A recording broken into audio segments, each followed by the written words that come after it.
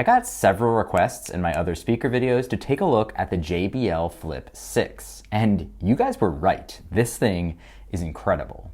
While the Flip 6 has been out for a few years at this point, it still stacks up against some of the newest and most popular Bluetooth speakers in this price range.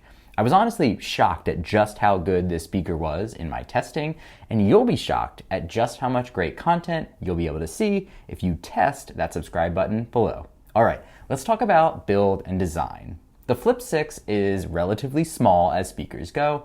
It's a mesh-covered cylinder with rubberized sides. The primary listening angle is to lay it down with the JBL logo facing you. There's a small rubber ridge which, combined with its off-centered weight distribution, prevents the speaker from rolling away. As an alternative, you can also stand the speaker up on its rubber sides.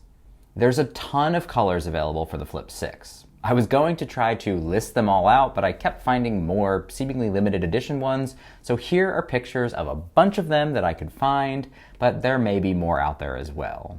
You can also customize one on the JBL website to add in your own design or colors if you want to get real fancy.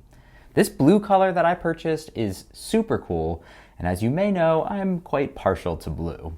I also love how they do the JBL logo with a secondary color around the outside that gives it both some depth and some interesting character overall. As soon as you start using the speaker, you can't help but notice the side radiators, which serve as the primary source of the bass and low end. These radiators bump up and down with the audio and are absolutely mesmerizing. I wind up just wanting to watch them the entire time the speaker is on. It's kind of crazy. In terms of durability, this speaker is IP67 rated, meaning that it's both dustproof and waterproof. In terms of portability, this thing is pretty small. It's very easy to pick up. It's got a carrying strap as well that allows you to easily hold it or hang on to it. The strap is removable if you don't need it as well. Overall, this is a very solid design without many major flaws or issues. But now let's talk about how it sounds. Though the audio is not fully directional, the JBL logo on the front is the primary spot where the audio comes from. That being said, this speaker is pretty close to achieving 360-degree sound, and it's the closest thing that I've tested outside of the UE Boom. So no matter how you set this thing up, you should get pretty good sound in all directions, with slightly better sound to those directly in front of it. Here's a quick comparison of the JBL to the UE Boom 4 to get an idea of how it sounds. Got no words, I'm just drowning in attraction. Only one way to describe it. It's electric. Can you feel it? You got the only touch that takes me high. It's electric. I'm up in my feelings. Got double vision 'cause of you tonight. It's electric.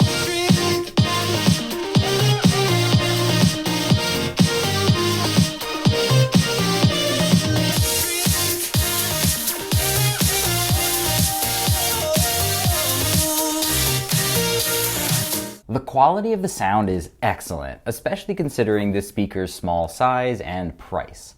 Internally, there's one main speaker plus a tweeter on the front and the dual passive radiators on the sides, which I already mentioned will dance around in a beautiful display as soon as you start playing anything with some good low end.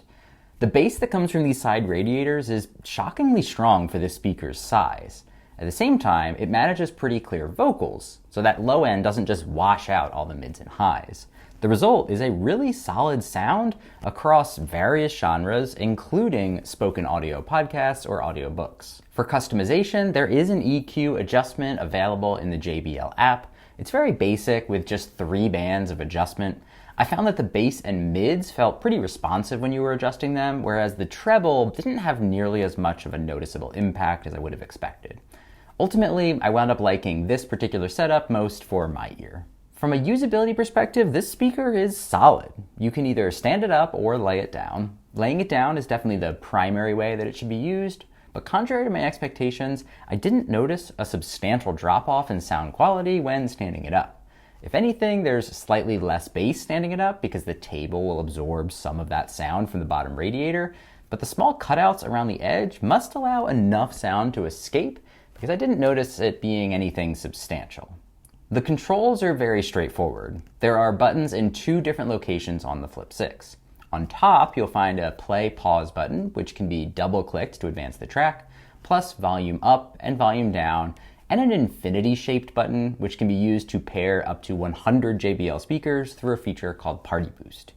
Towards the bottom is where you'll find your power button and Bluetooth pairing button. What's absent is a way to go backwards a track. There's also no way to utilize any sort of smart assistant or to answer phone calls, since there is no integrated microphone on this model. If you want a model that not only has an integrated mic, but actually a pretty good one at that, check out my review of the Bose SoundLink Flex. The battery for the JBL supports up to 12 hours of use on a single charge and has a light up battery indicator near the power button. As the battery depletes, the bar will deplete with it. It's not super useful because it's hard to see anything precisely, but it works to give you an idea of where your battery is at with just a quick glance. If you want a precise battery measurement, you'll need to use the app.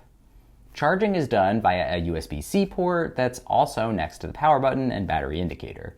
This port has a special charging protection feature, which sounds an alert to unplug if the connector detects water, salt, or some other type of chemicals. I didn't test this, but if it can potentially save someone from destroying their speaker, that's pretty awesome. For connectivity, the speaker uses Bluetooth 5.1. When I unboxed the speaker, it had major connectivity issues, resulting in significant hitching when playing music. Eventually, I used the JBL app to update the firmware, and I haven't had an issue since. Speaking of the app, the JBL Portable app is pretty minimal. The most important feature, other than performing those firmware updates, is the ability to adjust the EQ settings. There are no presets and you can only configure a single setup, but it's nice to have it. Outside of that, you can connect multiple speakers with that Party Boost feature. Finally, you can use the product information page to view the speaker's quick start guide, rename the product as it appears on Bluetooth menus, and determine whether you want to hear audio feedback, which is little guitar strum tones, when you turn the speaker on and off. It's probably not an app that has enough value to keep on your phone permanently, but it's a good one to download to check on your firmware and maybe set a preferred EQ. Now finally, let's discuss value and pricing, because that's what makes this speaker pretty great. The MSRP for the Flip 6 is only $130, on the lower side of the $150-ish range that I've been focusing on this channel. Better yet is that you can often find this speaker for under $100, including as low as $80 during Black Friday when I was able to pick this one up in particular. This is an incredible value for such an impressive speaker.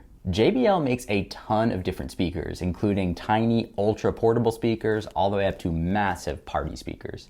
If this isn't what you're looking for, make sure you check out the full lineup. I'll link several down in the video description in case you want to see what else is out there.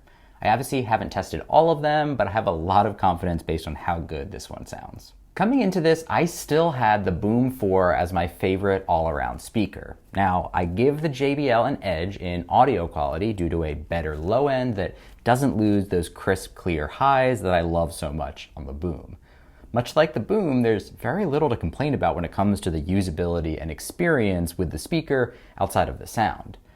As of the time of writing, both of these two speakers are $100 on Amazon, despite the JBL having a $20 cheaper MSRP. It's super close, but at this point, I think I actually give the edge to the JBL as my new favorite speaker, which is pretty crazy. I didn't know when I embarked on this journey that I'd find a speaker that would unseat my 10-year love of the UE Boom, but I think this one does. I'm hoping to make a full head-to-head video down the road as well once I've had a little bit more time to enjoy both speakers.